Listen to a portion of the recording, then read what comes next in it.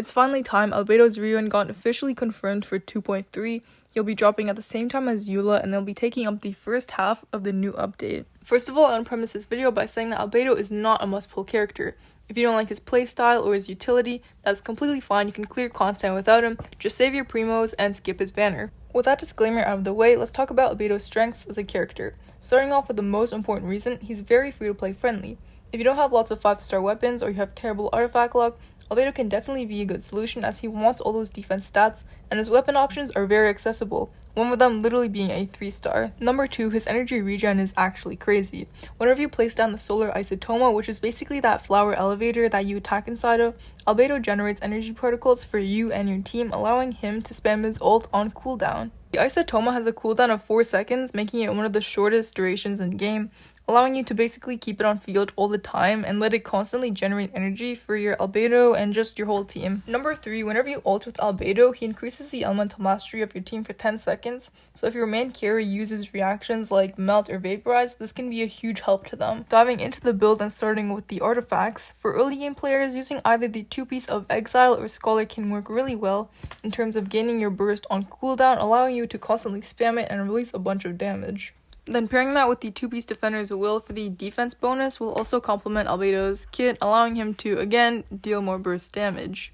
And for all the late game players, there's actually quite a bit of good artifact sets you could put on him. Firstly, I want to talk about the new Husk of Opulent Dreams set. It seems to be very good on Albedo. The 2-piece effect gives you a 30% defense bonus, and the 4-piece effect gives you a 24% geo damage bonus and a 24% defense bonus. You can gain the 4-piece effect properly if you can keep the curiosity effect's uptime up forever, which doesn't seem to be that difficult, although we'll have to wait for the set to actually be dropped to see how it properly functions on these characters like Albedo. Other than that, the 4-piece Archaic Petra will grant Albedo a 15% geo damage bonus as well as an elemental damage bonus based on which crystallized shield is picked up. To put this into perspective, if an enemy got affected by Pyro and I placed down Albedo's skill, a red crystallized shield will appear, so if I pick it up, I'll get a 35% pyro damage bonus, which is pretty huge considering there will usually be multiple of these little crystals on the ground. The third set I can recommend is the 4-piece Noblesse Oblige. This can pair with Albedo pretty nicely. The 2-piece effect gives you a 20% burst damage bonus, essentially making him an even stronger burst support, letting you deal even more damage on your ult. As for the 4-piece effect, it'll grant your whole team a 20% attack bonus for 12 seconds whenever you ult. So obviously mixing up with Albedo's kit where you want to spam your bursts and generate energy for your team, this set will not only increase his overall damage, but it also increases his utility. For this set, just remember that the effects do not stack, so if you have someone else in your party like Bennett who's already running the 4-piece Noblesse Oblige, putting it on Albedo would be extremely redundant, and in that case you would choose a different set. Another good set is the Tenacity of the Millilith. The 2-piece effect grants Albedo a 20% HP increase, which doesn't really benefit him, but the 4-piece effect is what we want to pay attention to. Every time his solar isotoma or the flower elevator or whatever you want to call it hits an opponent, the whole team's attack is increased by 20% for 3 seconds, which you may think is short, but this effect can be triggered every half a second, which is even quicker, ultimately making this set almost perfect for Albedo. Mix matching either the 2-piece Noblesse, the 2-piece Petra, or the 2-piece Opulent Dreams for the 2-piece set effect bonuses can definitely be a good option for anyone that can't get a full 4-piece set for any of the artifact sets that I mentioned earlier. So overall, all the sets that I mentioned are really good on Albedo. If someone else on your team is already running the 4-piece Noblesse, use a different set because the attack bonus does not stack. Moving on to artifact stats, there's actually a lot of pathways that this kind of diverts off into, but generally for Albedo you want to run a defense sans. On the goblet it will be 1000% geo damage bonus, nothing tops that nor replaces it. Geo damage is just mandatory.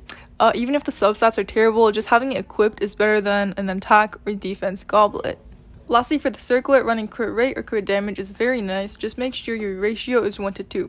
So essentially for every 1 crit rate, you have 2 crit damage. To give you some examples, just so you can get the gist of what I'm saying, essentially you would have 50% crit rate and 100% crit damage, or 70% crit rate and 140% crit damage, etc. For general substats you want on your Albedo, defense, crit rate, crit damage, and energy recharge are all very good to have. Advancing to the last section of this guide, his weapons. When I say Albedo is free-to-play friendly, I genuinely mean it. So starting off with 5-star swords, the Scoured Blade, Summit Shaper, Jade Cutter, and Mistsplitter are all pretty obvious choices. If you own any of those, of course prioritize your main DPS, gear them the best, and then give the remainders to your supports, which in this case will be Albedo. Next up are the 4-star swords, and of course Festering Desire is going to be a great choice.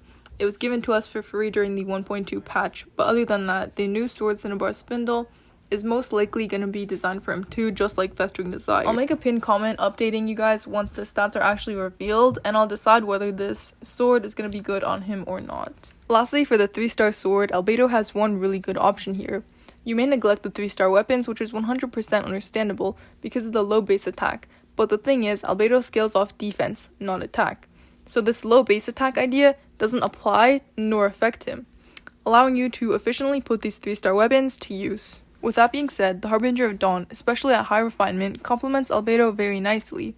It essentially gives you a pretty decent and healthy amount of crit damage and crit rate if your HP is above 90%, which is very easy to keep up, since the only times you'll use Albedo is to quickly hop in, use his ult, place his flower elevator, and boom, he's off field until his ult is off cooldown. He's basically not going to be on field long enough to take damage, which makes him fully utilize the potential of this sword, making it work perfect with him. So yeah, thanks for watching the video. I hope it was insightful, and now you know how to build and use Albedo better. If you enjoyed, please consider liking and subscribing. It genuinely motivates me to keep posting these guides, and I'll catch you in my next one. Peace.